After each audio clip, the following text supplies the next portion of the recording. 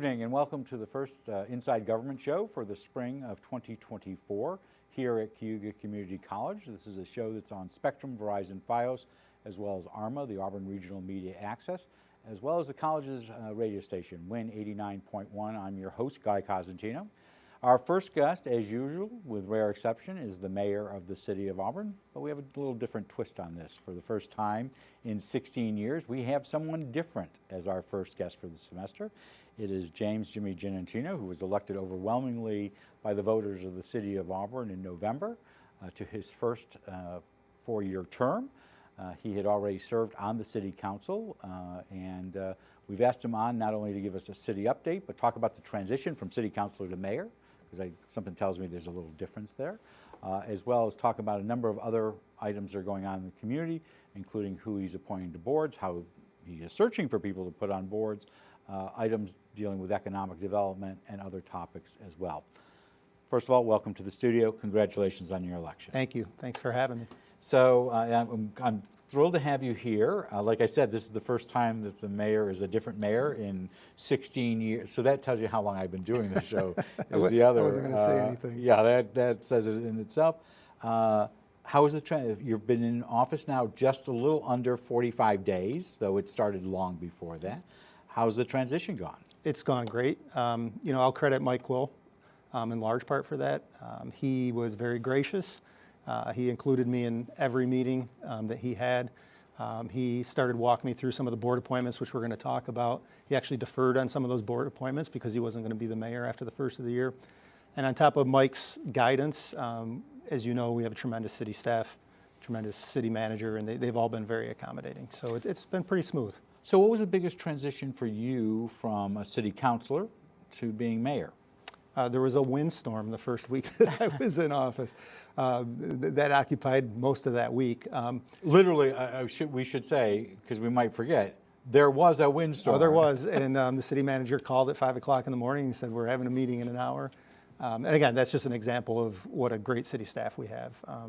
They mobilized in a matter of hours and addressed that crisis. And still picking up in some areas. Yes, for sure, for sure. But I think the biggest, I don't want to say obstacle, biggest change for me has been everybody wants to meet with the mayor, where that's not always the case when you're a city councilor. But people have been... You're one of five at that point. Correct. 4 city councilors, the mayor, now you're the guy. Yeah, and everybody wants to meet, and I understand that, and everybody's been pretty understanding because I do have a full-time job. Well, I was going to ask that. Yeah. So how's the transition time-wise? Because there is a time commitment that's different for a mayor. Sure. I have a great employer that's completely supportive. I schedule most meetings on my lunch hour, some meetings after 4 when I get out of work. So they've been pretty accommodating with that, and it's worked out pretty well so far. Because you are the first mayor most likely in 20 plus years, maybe 28 years, who is not either self-employed or can set their own hours or retired. Sure, yeah. And it just, really it should work okay, right? Because we're a city manager form of government. City managers there 40 hours a week. And so far, so good. Again, great city staff. City Clerk Chuck Mason is a valuable asset. Rhonda Miller, my assistant's been very helpful. And she's staying with you, continuing. She was hired during Mayor Quill's term. She's staying for you in council. Okay. Yeah, she is staying, yes. No, she's great, and she's very responsive, and very, as is Chuck Mason on that. That doesn't mean in the last 45 days, besides a windstorm, haven't been busy on a couple of other fronts. So let's take them one by one. Sure. The one that is somewhat of a leftover issue is economic development. It started it may have started 2 years ago, but in the last year, last 7 months, CETA, the Cayuga Economic Development Agency that is located at 2 State Street, yes, next to Nash's, lost its second director in as many years. Is CETA today a viable organization as far as you're concerned? I believe that CETA as an organization is viable. I do believe that there are some issues that need to be addressed with CETA. So I'm going to back up a little bit.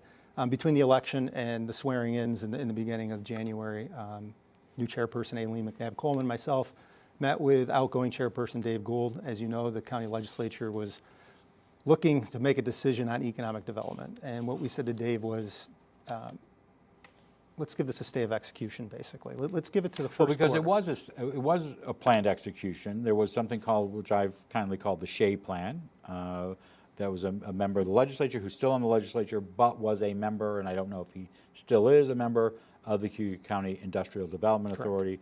They had a different plan about how they would take over some of the roles of CETA. We should say this.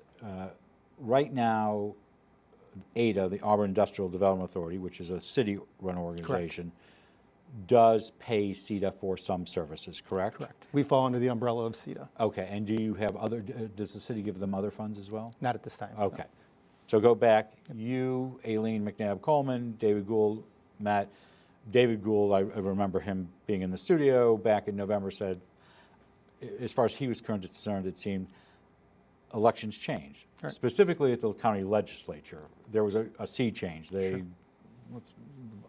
bottom line is Republicans were wiped out for the most part. They have one competitive seat they won, 2 were because there was no opponent in there, and they have 1 who caucuses with them. Correct.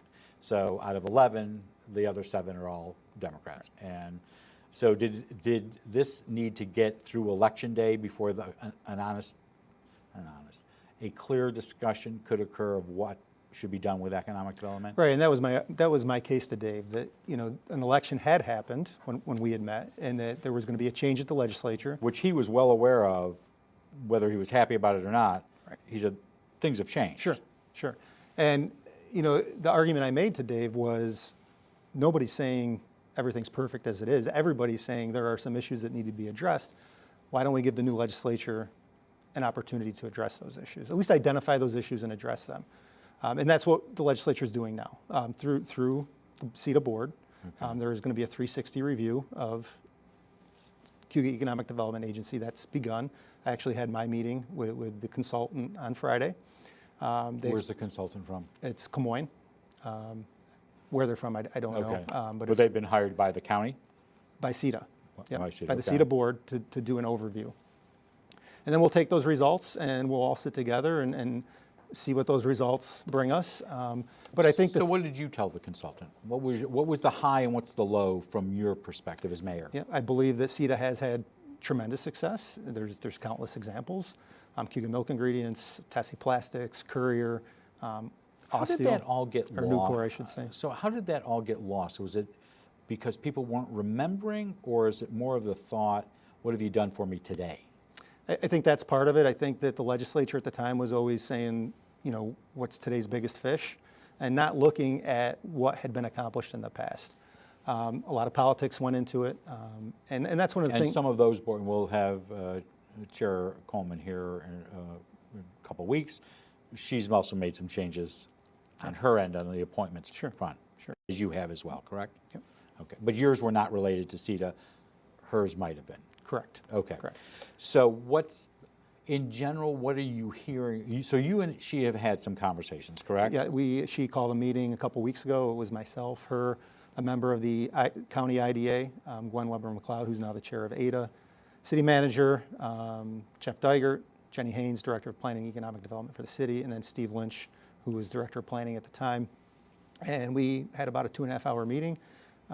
We were very honest about our thoughts on CETA, but I think what everybody agreed on is we need a one-stop shop for economic development. That's what every other county does. And that was the original plan in 2012, Right. correct? When Andrew Fish was here and a number of foundations funded that at 2 State Street. Yes. It was, we had a lot of tools, they were not all in one toolbox, using Correct. the analogy of the late Rick Emanuel. And we all agree that that's the model going forward. I believe in the CETA branding. I think it's what people know regionally. But I also know that, you know, there are some issues there. Those issues hopefully will be relayed by everybody in their meetings with the consultants. Once we get What do you think CETA needs to show? I think that there was a lack of communication on the part of the CETA board. There were 2 hirings and firings of executive directors as a city councilor and as a member of ADA I read about in the newspaper. When I called the city manager, he didn't know about them either, and he sits on the CETA board. So those types of things. I think there needs to be better communication. So it almost sounded like, going back to that particular point, and I don't think we ever asked Jeff Dygert this question, but it almost sounded like the full CETA board wasn't involved in part of those decisions, but just a small group, whether it was an executive committee or some slice of it.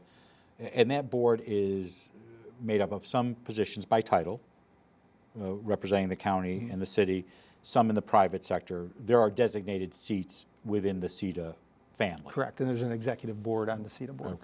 Okay. So communication's number one, right? And then, you know, I think that pre-CETA, there was a lot of, at times, political involvement in economic development that can mess things up, right? And that was taken out of it on purpose, right? And it was put into a separate entity. I think we've gone from here to here, where there's basically no involvement from city and county government, or maybe not even city and county government, but from staff. I think we need to get back to the middle and learn from that. I think it's important that there is some involvement from city staff and county staff so that goals at both of those governments can be communicated to the CETA board. Is it all the more important because of Micron?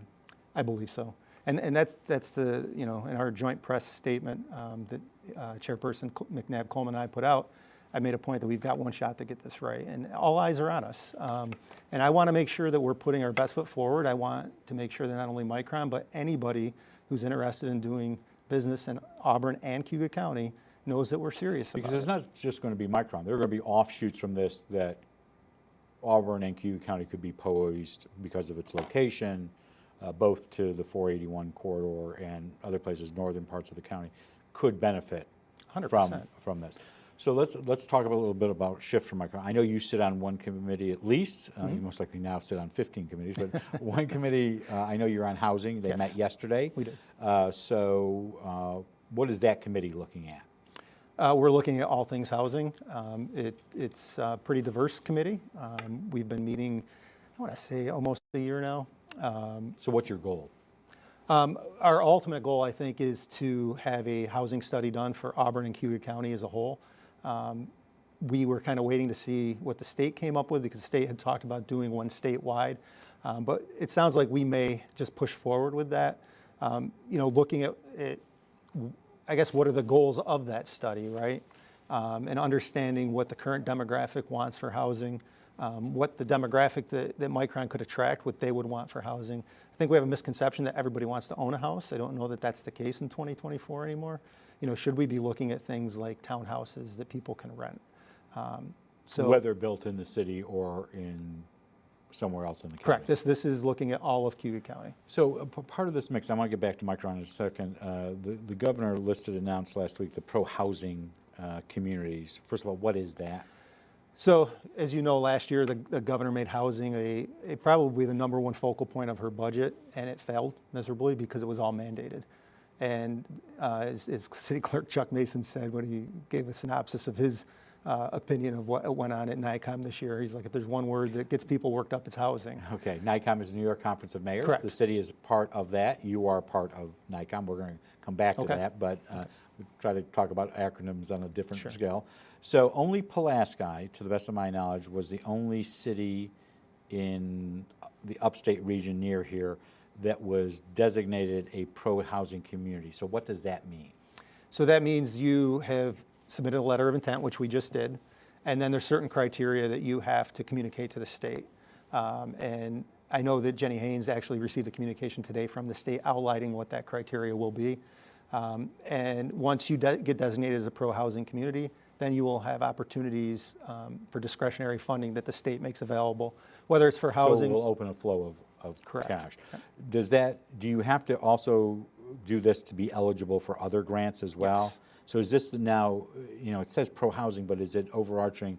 So the city of Auburn, as we're going to talk with the Cayuga Museum in a few minutes about, is a recipient of the DRI money, the Downtown Revitalization Initiative that the city, when you were on city council, got $10 million for. To apply for DRI and other money, do you now have to be designated pro-housing? Yes. Okay. Because a lot of that money, whether it's for downtown revitalization, if you look at Restore New York money, that can be used towards housing. So I think it makes sense what she's doing what the governor's doing with her initiative, and I like the fact that it's more incentive-based rather than being mandated. So back to Micron just for a moment. Are you on other? Not at this time, I'm not. Okay. So what do you think the biggest challenge, though, forget housing for a second, that you sit on that committee. There's several committees, Sure. workforce development, transportation, housing. What do you see for Auburn and more globally Cayuga County is the biggest challenge when it comes to Micron? I would say workforce development. I think that's going to be the biggest challenge for everybody. Not enough employees. Not enough employees and employees that are trained at the level that Micron needs them to be. But a component of that is having housing for them, right? Having transportation for them. So that it's hard to pick one being the most significant. I think they're also intertwined. And I think we have to look at it from a global approach like that. I think if you focus more heavily on one than the other, you're going to miss the boat on the other things. So you mentioned you work in the private sector. Yes. Do you mind telling us where you work? I work in Medent. Okay, and what do they do? We make our own electronic medical record software, and we sell it almost nationwide now, everywhere east of the Rocky Mountains. I just have everybody in Cayuga County on the same system, which is a different issue. I was with a physician the other day. You can only see these records because this system. But anyway, separate from that, when it comes to employment and recruiting at Medent, what do you? I have a father that's a small businessman. That's all I hear is about trying to find employees. So the interesting thing for us, and I think one of the byproducts of COVID was a lot of businesses lost workers. We really didn't. We only had a couple people leave during COVID. I think it's a testament to the company and the people that own the company. They treat us very well. But in attracting new employees, I'll say that for a job we used to get 30 resumes for, we might get 10. A lot of times those resumes are from out of the area. So I think the labor pool has shrunk. Which becomes even a greater challenge when it comes to the Micron issue. For sure, for sure. So you mentioned NYCOM. You were at NYCOM last week, which is the New York Conference of Mayors in Albany. They have winter meetings every year. Yes. You've attended in the past before, correct? Correct. You submitted testimony to the state. You didn't speak on behalf of the city to the state committees for a variety of different reasons, but you questioned state aid to small cities like Auburn. What's the issue? So cities are a recipient of what is called AIM funding, aid and incentive to municipalities. That was started, I believe, under the Pataki administration. And it's basically a revenue share from state revenue to cities across the state. That was cut. I think it was the first year that Mike Will was mayor. It was cut, I think, 3 consecutive years, and then it's stayed flat since then. So in the 16 years that Mike Will was mayor, not only did he not get an increase in AIM funding, but there was a decrease in AIM funding. At the same time— In real dollars. In real dollars. At the same time, costs are going up for everything. How much do you think you've lost as a city? If you take the cut alone, $2 million. If you adjust it for inflation, it's closer to $4 million. Over that cumulative time or every year? Over that cumulative time. So this is different than, there was a revenue sharing that was cut by Mario Cuomo when he was governor in like 1989, this was before Governor Pataki. Mm-hmm. That was done away with, and that was a specific share that the state legislature used to give to municipalities. Right. This is a different program. It is, and at the time, and it wasn't codified in law, one thing that Governor Pataki said is it should be adjusted annually for inflation. What would you like the state to do, besides give it all back? Listen, they don't even need to give it all back. I think that they need to be real, right? This governor, the previous governor, they talk about all the time how they're trying to make New York more affordable. They're really not, right? Because there is no increase in funding to cities, and that's the only funding we can use to pay policemen, firemen, DPW workers. And so this is different than CHIPS funding, which might mythically pay for a hole or two on the arterial. Yeah. And listen, in terms of CHIPS funding and infrastructure money, I will give credit where credit's due, and there have been significant increases. But they've been recent. But they've been recent in the last few years, and it's much needed. But this AIM funding allows us to provide basic essential services that everybody relies on. And if we didn't have those services, early on in this conversation, I talked about the storm in the beginning of January. Those are basic essential services that everybody expects us to respond to. And you will be paying overtime for 100%. a lot of that. So a large piece of it, the governor has made a proposal. Has she increased the AIM funding? She has not. So that then goes to a group that's all up for re-election this year. And that's always, we'll get to that with Jeff Perazzola on Thursday, because it's usually easier for him than you. Right. Have you talked to the local legislative delegations. Yes. Senator May, Senator Lamontis, who covers the city of Auburn. What are you telling them, and what are they telling you? We are making our case for an increase, as we've done every year that I've been on council. We pass a resolution, we send letters. Typically, our state representatives are in agreement with that. I know Senator May is introducing legislation to try to fix that. The issue that they run up against every year is that AIM funding does not apply to New York City. So there is not a big appetite in the representation from New York City to give that increase to AIM funding. Which largely controls the majorities in both houses. Correct. Of the Assembly and the Senate. Correct. Is it also, unlike school funding, which tends to get a lot of attention, I don't know that I've ever seen the state legislature ever get a governor's proposal and not increase it, especially every 2 years when everybody's up for re-election. I don't want to say the proper word's most likely not sexy, but is it more attractive to do school funding than, for example, the 64 cities of, no, there's not 64, but the cities in New York? Yeah, I think you're on the right path. I think it's more attractive for the pet projects, for the newest, latest, greatest program. You know, they talk about we're going to give $100 million to fight childhood poverty. What better way to fight childhood poverty than to give that money to the local cities, who, in my opinion, know best how to spend it. But you don't get a ribbon cutting or a press release out of that usually. Correct. There's no pictures. Listen, if Kathy Hochul gives us an increased AIM funding, I will give her the biggest pair of scissors to cut the biggest ribbon. So one of the other jobs that the mayor has that city council does not necessarily get involved in, they do on a limited basis for some, is appointments to boards and commissions. Yes. That largely is the mayor's responsibility, correct? Correct. Have you started that process?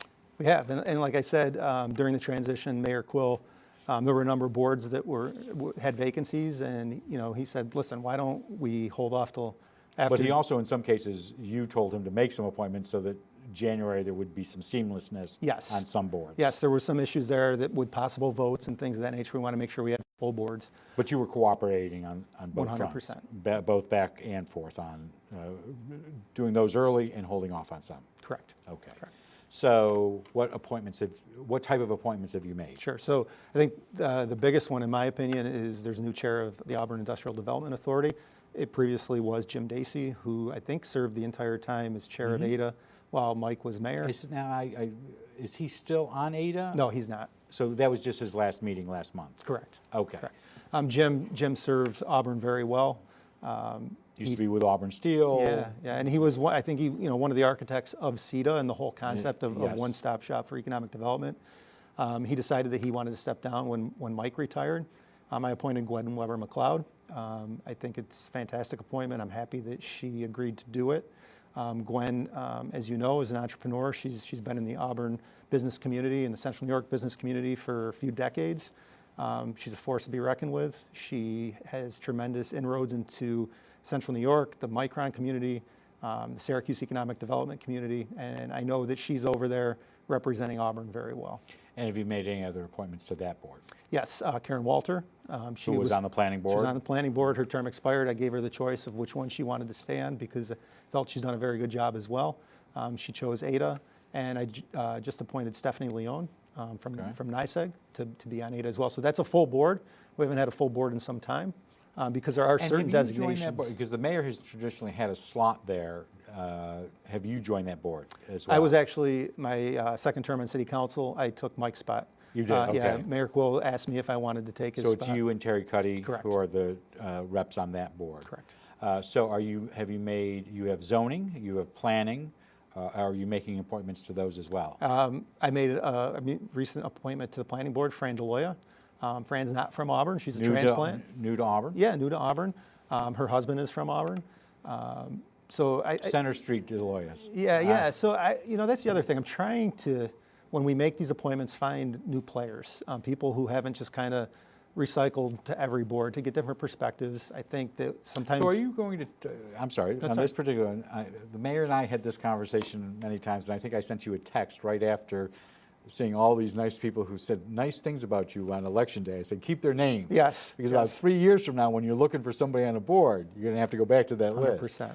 Is there a need, though, in some cases, and I think the world of Ed Darrow, But when I saw that Ed Darrow was retiring, it struck me as odd because I appointed it and I've been gone for 30 years or 25 years. Is there a need for term limits on these boards? And it makes it tougher on Sure. you. In fact, it'll be the toughest person that's going to be toughest on is you, not the members of those boards. But is there a need when you talk about new vision, new blood, Right. that at some point people should not be Yeah. on these boards for 30 years? I think it's a catch-22. I personally am not in favor of term limits. I think that, in elections, people should choose. Well, but that's elections. Right, but in boards, I think that if it's the mayor's responsibility, I think the mayor should choose. And if somebody's serving well and still has energy and vigor and is excited about it, especially Ed, zoning. He did a great job. Yeah, and zoning's very complicated, and you want to make sure that you're following zoning law so we're not getting sued. And it's tough. Yeah. And it is tough. Yeah, and I asked Susan Martini to take his spot as chair of the zoning board because Susan's been there a long time and she understands. I am aware because I Yeah. believe I. Yeah, and she understands the inner workings of the zoning board. So when you're looking for someone to serve, because I'm assuming that you have a lot of friends right now. People, no, I say that you have a lot of friends anyway, but you have a lot of friends who are saying, hey, if you need something, I'm there for you. Sure. Again, they're going to disappear in about 2.5 Right. years, just so you a heads up there. I think they'll disappear after the first budget season. Yeah, okay. So what do you want in somebody who wants to serve? Are they interested? Are they going to show up to meetings? That's important. I've been on boards where people show up to one meeting and they never come back. I want to make sure they're participating, they're prepared, that they believe in what the mission of that board is. For instance, zoning board, I appointed Al Blylecki. Al's a transplant to Auburn. He's a retired Verizon worker. We met. It's a funny story how we met. I'll tell you another time. He was still working for Verizon, but he just said to me at that time, if there's any way I can ever get involved, let me know. And I ran into him again, and I said, you ever think about being on the zoning board? And he asked all kinds of questions. Well, what does it do? What do I have to do? And that's the other component of it.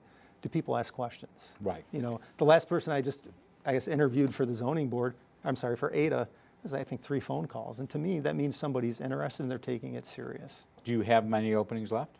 No, we're just about full on everything.